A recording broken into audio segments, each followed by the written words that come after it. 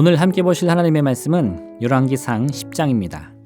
말씀 봉독은 4절에서 8절까지 하겠습니다.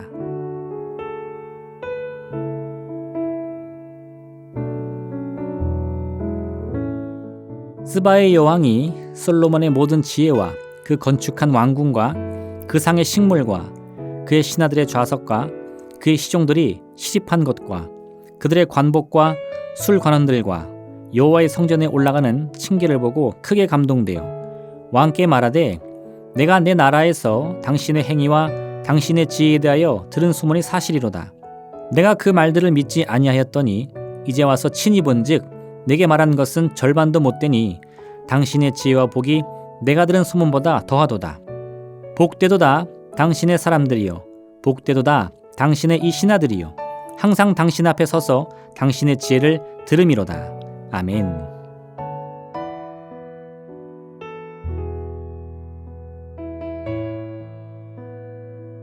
솔로몬 왕의 지혜에 관한 소문이 이스라엘 밖으로도 전해지기 시작했습니다.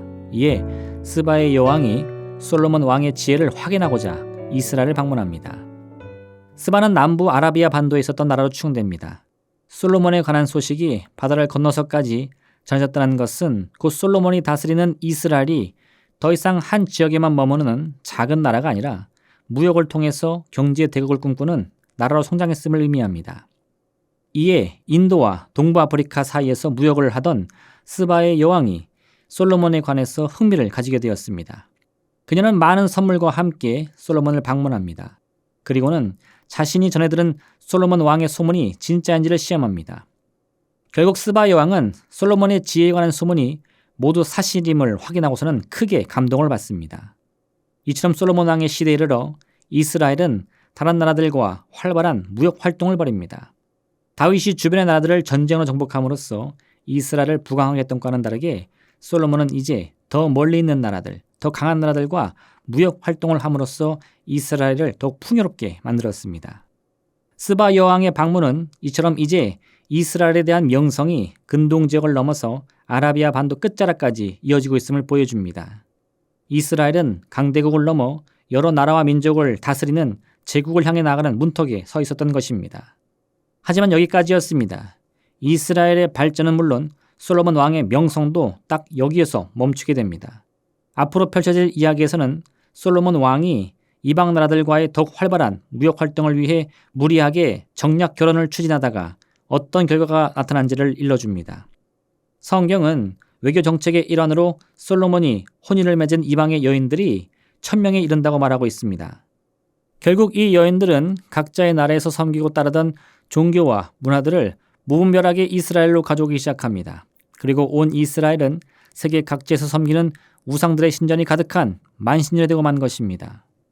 하나님께서는 2번이나 솔로몬을 찾아오셔서 이스라엘 나라의 발전을 위해서는 반드시 아버지 다윗의 길을 벗어나지 말고 오직 하나님의 말씀과 율례를 따를 것을 강조하십니다. 하지만 이는 아무런 소용이 없었습니다. 왜 이런 일이 벌어지는 것입니까?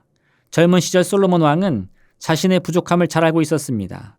하나님께서 무엇이든 바라는 것을 응답해 주시겠다 하시자 그는 즉시 온 나라와 백성들을 위하여 듣는 마음을 달라고 간구했습니다. 그런데 이제 나라가 더욱 발전하고 부유해지는 순간 솔로몬은 결국 아버지 다윗의 길에서 벗어나고 만 것입니다. 고린도전서 10장 12절은 이와 같이 말씀합니다. 그런즉 선줄로 생각하는 자는 넘어질까 조심하라.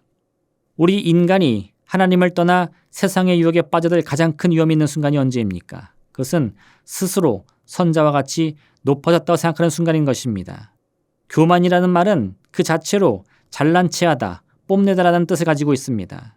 우리 인간이 죄의 유혹에 가장 취약할 때는 약하고 병들었을 때가 아니라 스스로 자신의 잘남을 깨닫고 그것을 자랑하고 싶은 욕구가 간절할 때인 것입니다. 다윗이 밧세바를 범했을 때는 이스라엘이 군사를 일으켜 암몬과 전쟁을 벌이는 시기였습니다. 이 전쟁은 암몬이 바다의 모래 같은 군사를 이끌고 이스라엘을 공격하여 어쩔 수 없이 치르는 그런 전쟁이 아니었습니다. 오히려 그 반대로 다윗이 때가 되매 군사를 일으켜 암몬을 공격하는 그런 전쟁이었습니다. 이 전쟁으로 이스라엘은 암몬을 격파하고 그들을 이스라엘을 섬기는 봉신국가로 만들었습니다. 이처럼 이스라엘 군대가 승승장구하며 주변의 여러 나라와 민족들을 차례로 정복할 때에 다윗은 이스라엘 승리를 만끽하면서 군대 장관 요압이 가져올 승리의 소식을 기다리고 있었던 것입니다. 그리고 바로 이때 이스라엘 군대가 암몬 자손을 에워싸고 그들의 성 라빠를 공격할 때 다윗은 이스라엘의 승리를 확신하며 한가롭게 왕궁을 거니고 있었던 것입니다. 그러다 우연히 한 여인이 모욕하고 있는 모습을 보게 됩니다. 사람을 보내 그녀가 누구인지 알아보니 그녀는 자신의 수하 중에 있던 햇사람 우리아의 아내였습니다. 놀랍게도 다윗은 이러한 사실을 듣고서도 그녀를 왕궁으로 초대하여 함께 동침합니다. 결국 다윗 역시도 자신이 스스로 섰다고 생각하는 그 교만한 마음이 자리에 잡았을 때 넘어지고 말았던 겁니다. 우리도 마찬가지입니다. 가장 유혹에 쉽게 넘어질 때는 다름 아닌 우리 스스로가 가장 높아졌다고 생각하는 바로 그 순간인 것입니다. 눈으로 보기에는 아무런 문제가 없어 보이고 모든 것이 풍족하고 모든 일이 술술 잘 풀리는 것 같이 느껴질 때 바로 그 순간 죄의 유혹에 넘어져 스스로 교만을 부릴 수 있는 가장 좋은 기회가 되는 것입니다. 화무 11홍 권불 10년이라고 했습니다. 열흘을 넘게 활짝 피는 꽃이 없고 아무리 무소불위의 권력이라 할지라도 짧게는 10년, 아무리 길게 보아도 자신의 생을 넘어서지는 못하는 것입니다. 부한 자는 자기의 낮아짐을 자랑할지니 이는 그가 풀의 꽃과 같이 지나감이라. 오늘 솔로몬은 스바 여왕으로부터 큰 칭찬을 듣고 많은 선물을 받았지만 이런 솔로몬의 지혜와 권세 역시 그 다음 세대로 이어지지 못합니다. 그러므로 우리의 자랑할 것은 오직 예수 그리스도의 십자가뿐인 것을 기억하시기를 바랍니다. 왜냐하면 예수님의 십자가로 말미암아 우리는 모든 죄와 사망의 권세에서 해방되어 구원과 생명과 치유로 나아가는 새로운 인생을 얻었기 때문인 것입니다. 그러나 내게는 우리 주 예수 그리스도의 십자가 외에는 결코 자랑할 것이 없으니 그리스도로 말미암아 세상이 나를 대하여 십자가에 못 박히고 내가 또한 세상을 대하여 그러하니라. 오늘 하루 오직 예수님의 십자가만을 의지함으로써 예수님께서 생명을 버리시면서까지 우리에게 이루어 주신 참된 치유와 회복과 생명의 역사를 넘치도록 누리시기를 부탁드립니다. 기도하겠습니다. 사랑의 하나님 아버지, 참으로 눈에 보이는 권세가 우리를 다스릴 수 없습니다.